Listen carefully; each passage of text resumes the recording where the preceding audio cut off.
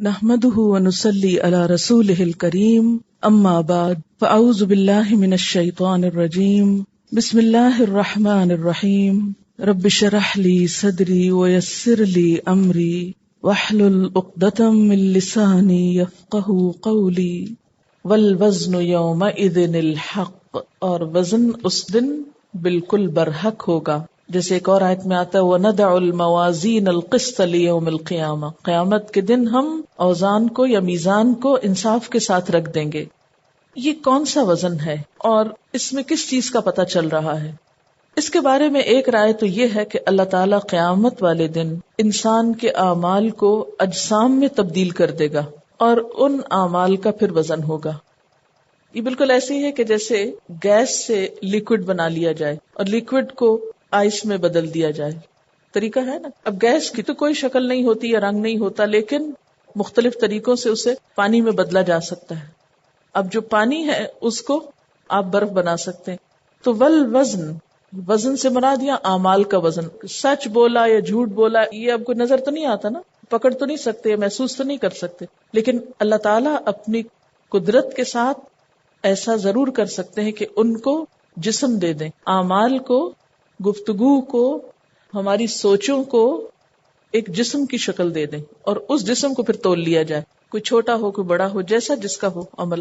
دوسری رائے یہ ہے کہ جن بکس میں یہ سب کچھ لکھا جا رہا ہے آپ سب کی کتابوں کو تول دیا جائے کہ کس نے کتنی محنت کی، کتنا کام کیا. اور تیسری رائے یہ بھی ہے کہ خود صاحب عمل کو بھی تول لیا جائے گا. اب یہ کیسا ہوگا؟ اب اس سے نہیں کہ جن کے جسم بھاری ہیں دنیا میں ان کے میزان بھاری ہوں گے، مراد یہاں اعمال کا پھر وزن ہے.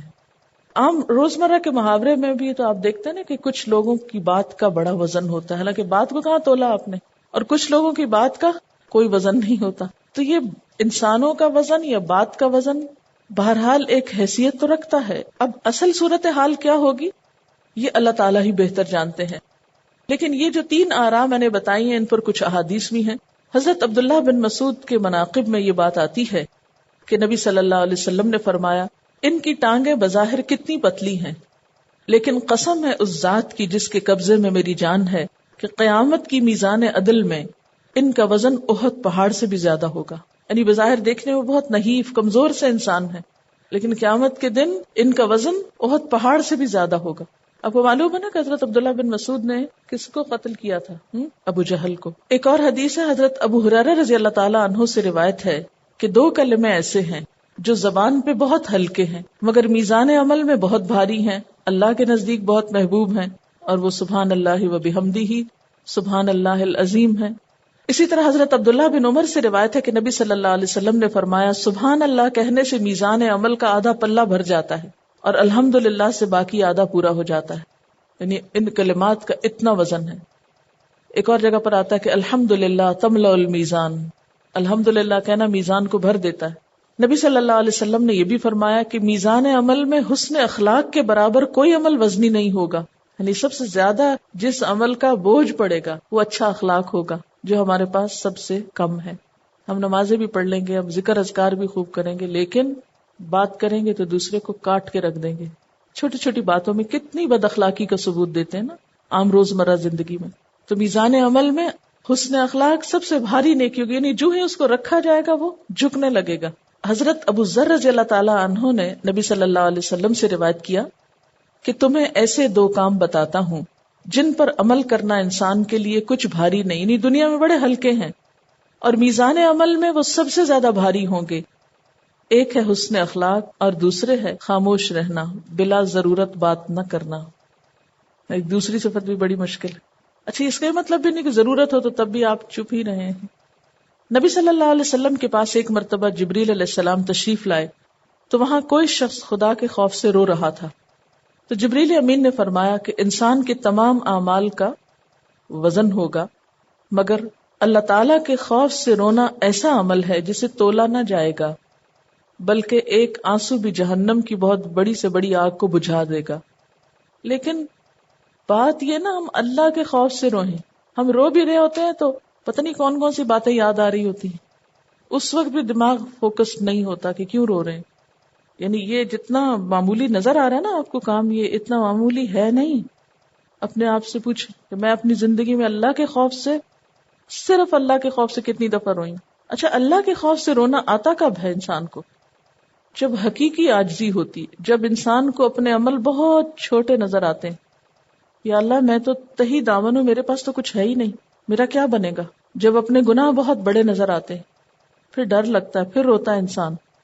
اور جب ہم اس خوش فہمی میں مبتلا ہوں ہم تو بڑے نیک لوگ ہیں، ہم سے اچھا تو کوئی ہے ہی نہیں، پھر نہیں رونا آئے گا. پھر یہ تکبر نیچے اترنے ہی نہیں دے گا، ٹوٹنے ہی نہیں دے گا. اسی سے پتہ چلتا ہے نا کہ بندگی کا مطلب کیا ہے، عبادت اصل میں کہتے کس کو ہے؟ اسلمت کا اصل مطلب تو یہی ہے. نبی صلی اللہ علیہ وسلم نے فرمایا جو شخص جنازے کے ساتھ قبرستان تک جائے گا اس کی میزان عمل میں 2 قرات رکھ دیے جائیں گے. ایک دوسری روایت میں آتا ہے کہ اس قرات کا وزن احد پہاڑ کے برابر ہوگا. یعنی قیامت کے دن جو اعمال تولے جائیں گے ان کے وزن کی بات ہو رہی. نبی صلی اللہ علیہ وسلم نے فرمایا انسان کی میزان عمل میں سب سے پہلے جو عمل رکھا جائے گا وہ اپنے اہل و عیال پہ خرچ کرنے اور ان کی ضروریات پوری کرنے کا نیک عمل ہے. یعنی ایک شخص اپنے بال بچوں کی کتنی ضروریات پوری کرتا ہے، اور یہ بھی اخلاق میں سے ہی ہے نا. نبی صلی اللہ علیہ وسلم نے فرمایا قیامت کے دن علماء کے قلم کی روشنائی اور شہید کے خون کو بھی تولا جائے گا، تو علماء کے قلم کی روشنائی کا وزن شہید کے خون کے وزن سے بڑھ جائے گا.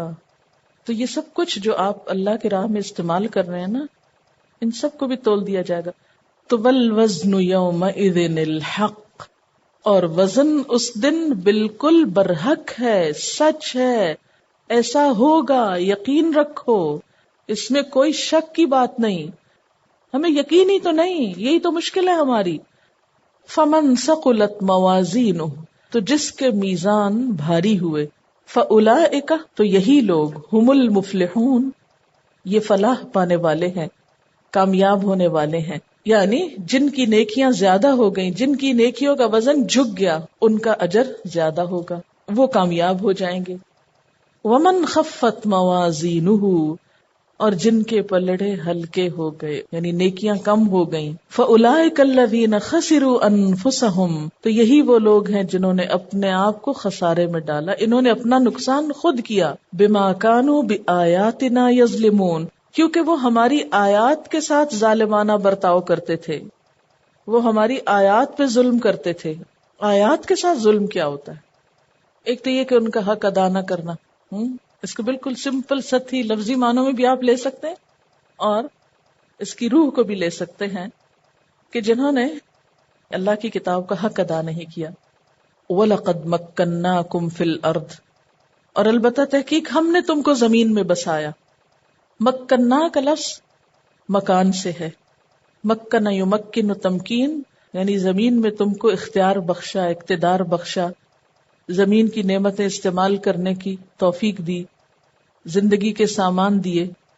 وجعلنا لکم فیہا معائش، معائش معیشت کی جمع، وہ چیز جس پر زندگی کا مدار ہو، زندگی کے سامان، اور زندگی گزارنے کے بہت سے سامان دیے. قلیلا ما تشکرون، کتنا کم تم شکر ادا کرتے ہو، بہت تھوڑا شکر ادا کرتے. جتنا کچھ تم کو ملا ہے اتنا تمہارا شکر نہیں. کیوں؟ اس لیے کہ وَإِن تَعُدُّوا نِعْمَةَ اللَّهِ لَا تُحْصُوهَا، اگر تم اللہ کی نعمتوں کو گننا چاہو تو گن نہیں سکتے. ان الانسان لظلوم کفار، یقیناً انسان بڑا ہی ظالم اور ناشکرا ہے. اور یہ حقیقت ہے کہ بہت ساری چیزیں ایسی ہیں کہ جن کو ہم سمجھتے بھی نہیں، جانتے بھی نہیں کہ وہ ہماری خدمت میں لگی ہوئی اور ہم ان سے واقعی فائدہ اٹھا رہے ہیں. کچھ چیزیں تو ظاہری طور پر ہمیں اپنے فائدے کی محسوس ہوتی ہیں اور کچھ چیزیں خاموشی سے ہماری خدمت میں لگی ہوئی. مثلا چاند صرف خوبصورتی کے لیے ہے آسمان پر، یا کچھ اور بھی کرتا ہے؟ اس پر آپ میں سے کون ریسرچ کرے گا کہ چاند کا انسانی زندگی پر کیا اثر ہے، ستاروں کا ہماری قسمت پر کیا اثر ہے، اور سورج سے ہم کو کیا کیا فائدہ ملتا ہے؟ ٹھیک ہے یہ سوال، کیونکہ ہم ستاروں سے صرف قسمت کے حال ہی معلوم کرتے ہیں اور ان کی وجہ سے ہمیں کیا کیا فائدے پہنچ رہے ہیں اس کی طرف دھیان ہی نہیں جاتا، توجہ ہی نہیں جاتی. تو یہی تو اللہ کی آیات کے ساتھ ظلم ہے. یعنی آیات جو ہیں وہ صرف قرآن کی آیات ہی نہیں، کائنات کی آیات بھی ہیں کہ اللہ نے ان کو کسی اور کام کے لیے پیدا کیا، ہم اس سے کچھ اور حاصل کر رہے ہیں. وہ اللہ کو پہچاننے میں مددگار تھے، ہم نے ان کے ذریعے اللہ ہی کی نافرمانی شروع کر دی. وَلَقَدْ خَلَقْنَاكُمْ، اور البتہ تحقیق پیدا کیا ہم نے تم کو. ثُمَّ صَوَّرْنَاكُمْ، پھر صورت بنائی ہم نے تمہاری، یعنی صورت عطا کی ہم نے تم کو. ثُمَّ قُلْنَا لِلْمَلَائِكَةِ اسْجُدُوا لِآدَمَ، پھر ہم نے فرشتوں سے کہا آدم کو سجدہ کرو. یہاں پر تخلیق آدم کا واقعہ پھر بیان کیا جا رہا ہے اور اس کی کچھ مزید تفصیلات بھی. ارشاد باری تعالیٰ ہے کہ وَلَقَدْ خَلَقْنَاكُمْ، اور ہم نے تم کو پیدا کیا. تم کو سے مراد کیا ہے؟ کیونکہ کم یہاں جمع کا صیغہ ہے. اس کا ایک معنی تو یہ لیا گیا ہے کہ حضرت آدم علیہ السلام کی پشت سے قیامت تک پیدا ہونے والی جتنی بھی روحیں ہیں وہ مراد ہیں. اور پھر ثم صورناکم، دنیا میں بھیجنے کے بعد ہم ہی نے تم کو صورت عطا کی. تو گویا ایک طرف وعدہ الست کی طرف اشارہ ہے اور پھر انسان کی بہترین شکل و صورت کی طرف.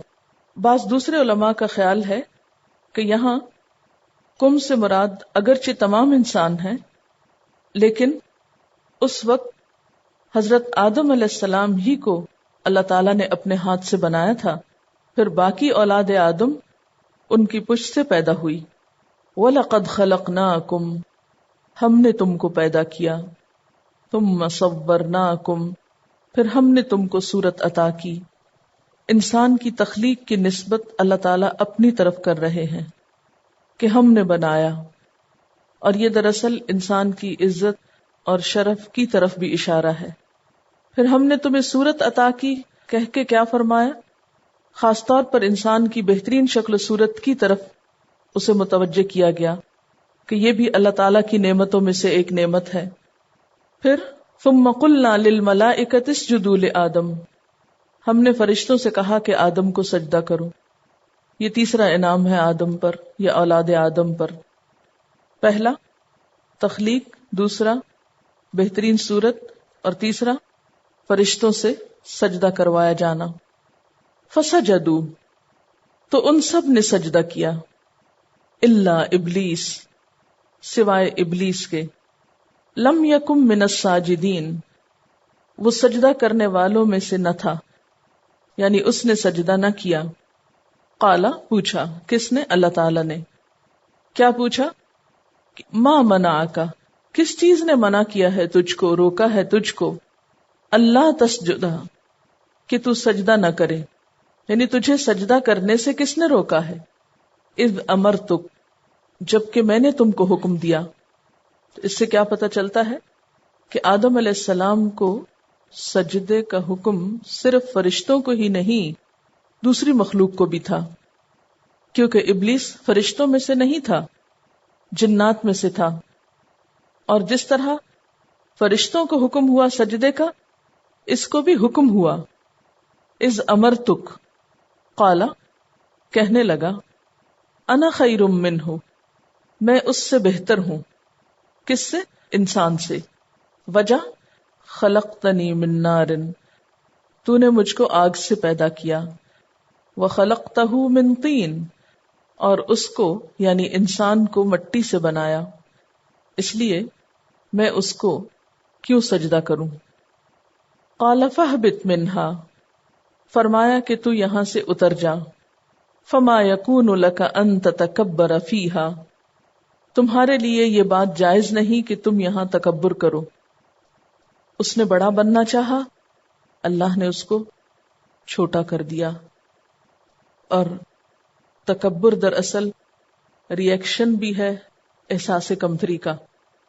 جن لوگوں کے اندر انفیریورٹی کمپلیکس ہوتا ہے، ان کے اندر ری ایکشن کے طور پر سپیریورٹی کا ایک جنون ان کے اوپر سوار ہوتا ہے. جو شخص حقیقت میں بڑا ہوتا ہے اس کو اپنی بڑائی ظاہر کرنے کے لیے کوئی ایفرٹ نہیں کرنی پڑتی، اس کی بڑائی خود مانی ہوئی ہوتی. لیکن جس شخص کے اندر یہ احساس ہوتا ہے، یعنی جو شخص احساس کمتری کا شکار ہوتا ہے، وہ پھر عارضی سہاروں سے اونچا ہونے کی کوشش کرتا ہے. یہ ایسے ہی جیسے کسی کا اگر قد چھوٹا ہو تو آپ نے دیکھا ہوگا کہ وہ لمبی سے لمبی ہیل پہن کے اپنے آپ کو لمبا ظاہر کرتے ہیں، جبکہ عام لوگوں کا دھیان بھی اس طرف نہیں ہوتا. تو یہاں بھی آپ دیکھیے کہ تکبر کا روٹ ہے کاف بے رے، اور صاغرین کا روٹ ہے صاد غین رے، دونوں ٹوٹلی ایک دوسرے کے اپوزٹ ہیں. فرمایا تم بڑا بننا چاہتے ہو، نکل جاؤ، تم چھوٹوں میں سے ہو، تم بڑے ہو ہی نہیں سکتے. اس لیے کہ عظمت کی علامتیں کچھ اور ہوتی ہیں. کوئی بھی شخص سرکش ہو کر عظیم نہیں کہلا سکتا. بد دماغی، غرور، بد اخلاقی، خود کو بڑا سمجھنا، لوگوں کو حقیر سمجھنا، اس سے کبھی بھی کسی کو عزت نہیں ملتی. آپ نے دیکھا ہوگا کہ جو لوگ بڑا بننے کے لیے ایسے ہتھ کنڈے استعمال کرتے ہیں، مثلا دوسروں پہ چیختے چلاتے ہیں، دوسروں کو گالی گلوچ کرتے ہیں، دوسروں کی بے عزتی کرتے ہیں، دوسروں کو حقیر سمجھتے ہیں، ان کی کوئی بھی عزت نہیں کرتا. مال کے بل پہ، حکومت کے بل پہ، یا دنیاوی کسی بھی بڑائی کے بل پہ بڑا بن جانا اور اس کی بنا پہ لوگوں پہ روب ڈالنا اور لوگوں کو ذلیل و خوار کرنا، ایسا کرنے والے کبھی بھی عزت نہیں پاتے. حقیقی عزت اسی کو ملتی ہے جو اللہ کے آگے جھک جائے اور اللہ کی خاطر بندوں کے آگے جھک جائے. اس پر بھی اسے احساس ندامت نہیں ہوا، اور اتنی ڈانٹ سننے کے بعد بھی اس نے توبہ نہیں کی، معافی نہیں مانگی. فخرج، پس نکل جاؤ، انک من الصاغرین، بے شک تو صاغرین میں سے ہے، چھوٹا ہونے والوں میں سے ہے، ذلیل ہونے والوں میں سے ہے. قال، بولا، کون؟ شیطان، ابلیس. انذرنی، مجھے مہلت دو، الی یوم یبعثون، اس دن تک جب کہ سب دوبارہ اٹھائے جائیں گے، یعنی قیامت کے دن تک. اب شیطان کی شیطنت جو ہے مزید ظاہر ہوتی ہے اس سے کہ مجھے برا کام کرنے کے لیے اور مہلت مل جائے، یعنی پلٹنے کی بجائے مزید اکڑ، برائی میں مزید ڈٹرمنیشن کا اظہار. تو شیطان کے زیر اثر لوگوں کے اندر بھی یہی ہوتا ہے کہ جب وہ غلط کام کر لیتے ہیں تو بجائے اس کے کہ وہ پلٹ آئیں، وہ مزید ڈھٹائی کا مظاہرہ کرتے ہیں. قالا، فرمایا، انک من المنظرین، یقیناً تو مہلت دیے جانے والوں میں سے ہے، جاؤ تمہیں مہلت دی. قالا، بولا، فبما اغویتنی، کیونکہ تو نے مجھ کو گمراہ کیا، تو نے میرا اغوا کیا، لأقعدن لہم صراطک المستقیم، تو میں بھی تیرے سیدھے راستے پر ان کے لیے ضرور بیٹھ جاؤں گا. کیوں بیٹھ جاؤں گا؟ تاکہ انہیں تیری طرف نہ آنے دوں، کیونکہ تو نے مجھ کو گمراہ کیا. یہ ایک اور شیطانی عمل ہے، اپنی غلطی کا ذمہ دار دوسرے کو قرار دینا. اللہ تعالیٰ کو کہتا ہے کہ تو نے مجھے کیوں بہکایا؟ اگر تو مجھے نہ کہتا کہ انسان کو سجدہ کر تو مجھ پہ یہ سب مصیبت نہ آتی، نہ میں انکار کرتا اور نہ ہی مجھے یہ وقت دیکھنا پڑتا. آج آپ دیکھیں کہ انسانوں میں سے بھی بعض انسان ایسی حرکت کرتے ہیں کہ غلط کام کرنے کے بعد ذمہ داری دوسروں پہ ڈالتے ہیں. لَأَقْعُدَنَّ لَهُمْ صِرَاطَكَ الْمُسْتَقِيمَ. اب یہ چیلنج کرتا ہے کہ چونکہ نعوذ باللہ تیرا قصور ہے، اس لیے تیری طرف نہیں آنے دوں گا لوگوں کو. یعنی تکبر کی انتہا دیکھیے کہ خالق کائنات کو چیلنج کر رہا ہے. ثُمَّ لَآتِيَنَّهُمْ مِنْ بَيْنِ أَيْدِيهِمْ، پھر میں ضرور آؤں گا ان کے پاس، ان کے سامنے سے، یعنی کھلم کھلا سامنے آ کر ان کو بہکاؤں گا. وَمِنْ خَلْفِهِمْ، اور ان کے پیچھے سے، یعنی جب وہ ہوشیار ہو جائیں گے سامنے دیکھ کر تو میں پیچھے چھپ کر بھی بہکاؤں گا. وَأَنْ أَيْمَانِهِمْ، اور ان کی دائیں جانب سے، یعنی جب آگے اور پیچھے سے میرا بس نہ چلے گا تو دائیں جانب آ جاؤں گا. وَأَنْ شَمَائِلِهِمْ، اور ان کے بائیں جانب سے، یعنی اگر دائیں جانب سے کامیاب نہ ہوا تو بائیں جانب آ جاؤں گا. یعنی اپنے کام میں ہر طرح کی کوشش کروں گا. وَلَا تَجِدُ أَكْثَرَهُمْ شَاكِرِينَ، اور تم ان کی اکثریت کو شکر گزار نہ پاؤ گے. یعنی ان کی سب سے بڑی خرابی کیا ہوگی کہ ان کے اندر شکر نہ ہوگا. اور اس کام کے لیے میں اپنی ہر تدبیر کروں گا. اب شیطان کی تدبیریں کیا ہوتی ہیں کہ وہ کوئی بھی وار خالی نہیں جانے دیتا، کوئی بھی سمت نہیں چھوڑتا، ہر سمت سے آتا ہے، ہر ڈائریکشن سے آتا ہے اور انسان کو بھٹکانے کی کوشش کرتا ہے. کہا کہ ان کے سامنے سے آؤں گا.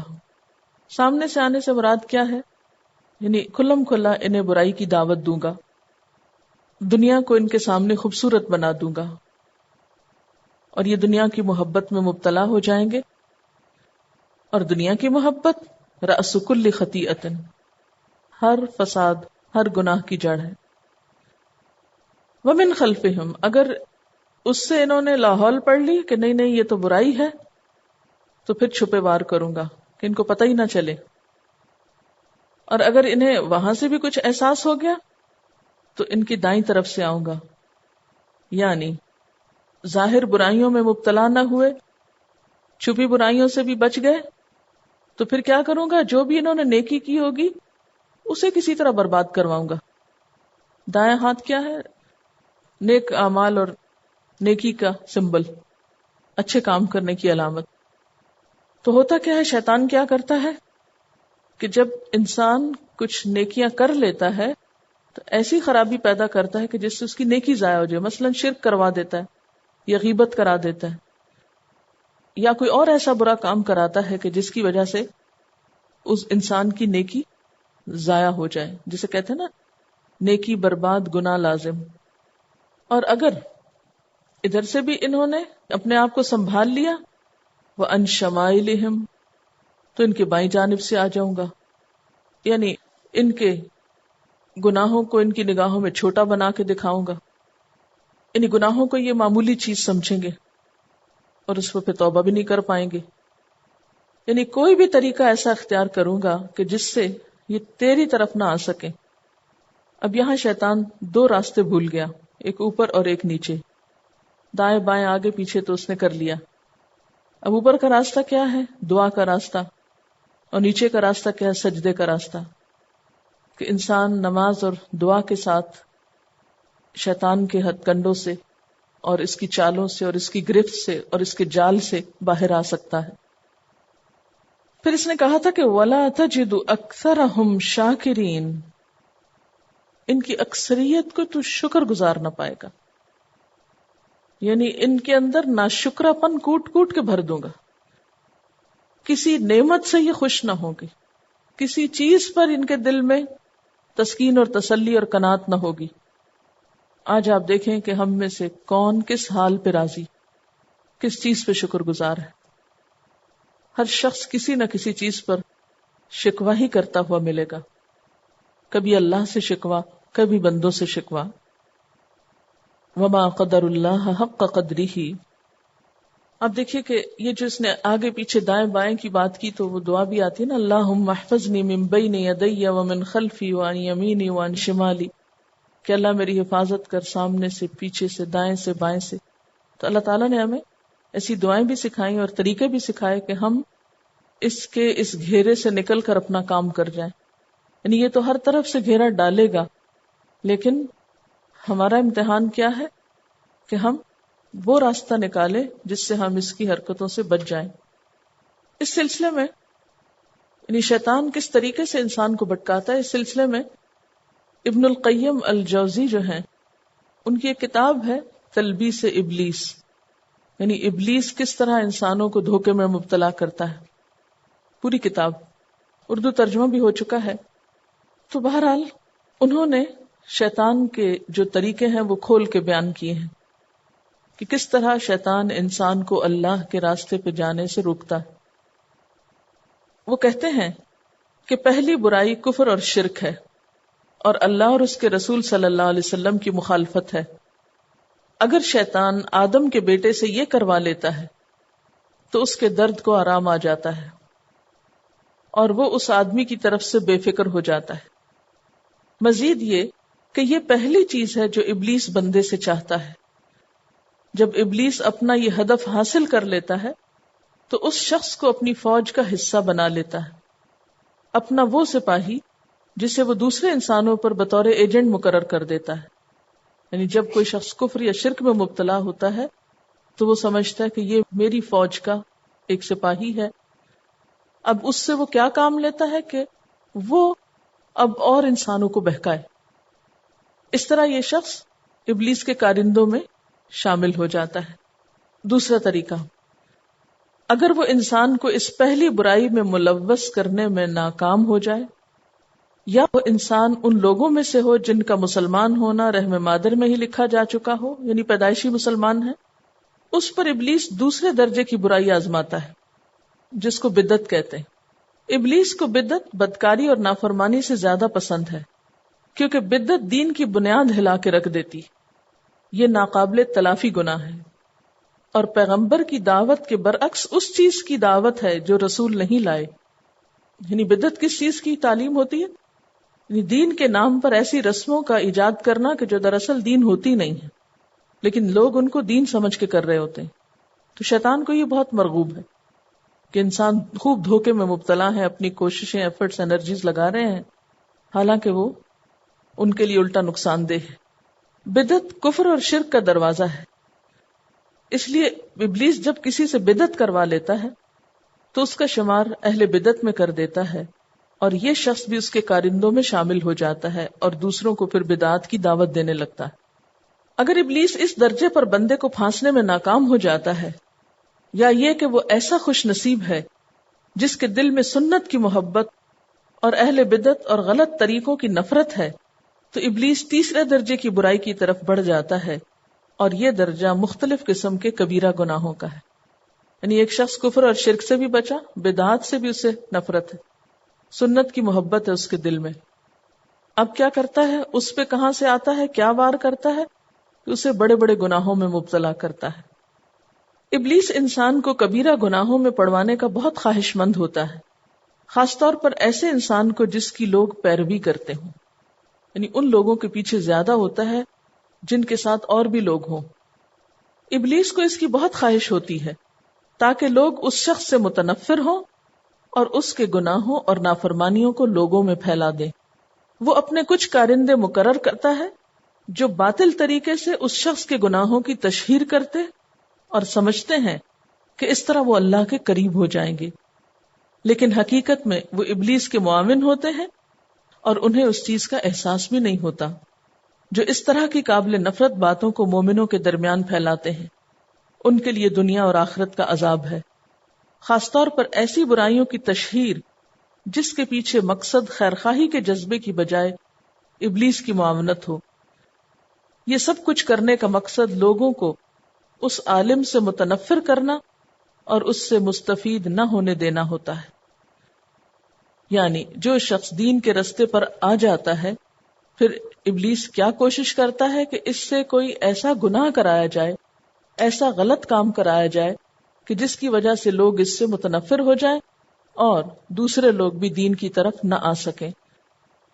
اور پھر یہ کوشش ہوتی ہے کہ اس گناہ کو وہ لوگوں کے درمیان مشہور بھی کرائے. اگر عالم کے گناہ آسمانوں کے برابر بھی ہو جائیں تو بھی اللہ کے نزدیک تشہیر کرنے والوں کے گناہ سے کم ہے. یعنی برائی کو جو شہرت دیتے ہیں اس سے کم ہے. عالم کے گناہ اس کی ذات تک محدود ہیں. اگر وہ اپنے کیے پہ پچھتاتا ہے اور معافی مانگ لیتا ہے، اللہ اس کی توبہ قبول کر لیتا ہے اور اس کے برے کاموں کو اچھے کاموں میں بدل دے گا. تاہم جو برے کاموں کو پھیلا رہے ہیں وہ غلطیاں تلاش کر کے اور ان کو پھیلا کر مومنوں کا برا کر رہے ہیں. اللہ تعالیٰ سب کچھ دیکھ رہا ہے اور ان کی مکارانہ چالوں کو خوب جانتا ہے. دل و دماغ میں آنے والی کوئی چیز اللہ سے چھپی ہوئی نہیں. اگر ابلیس اس درجے پہ بندے کو پھانسنے میں ناکام ہو جاتا ہے، یعنی اس کی چالوں کے باوجود ایک شخص کبیرہ گناہوں سے بچ جاتا ہے. کبیرہ گناہوں میں کیا ہے؟ جیسے شرک ہے، ماں باپ کی نافرمانی ہے، جادو کرنا ہے، اولاد کو قتل کرنا، غیبت کرنا ہے، سود، جھوٹ اور بے حیائی کے کام، زنا، شراب وغیرہ. ابلیس کیا چاہتا ہے کہ جو لوگ دین کی طرف آ رہے ہیں ان سے یہ گناہ خاص طور پہ کروائے جائیں. سبحانک اللہم و بحمدک نشہد ان لا الہ الا انت نستغفرک و نتوب الیک. والسلام علیکم ورحمۃ اللہ وبرکاتہ.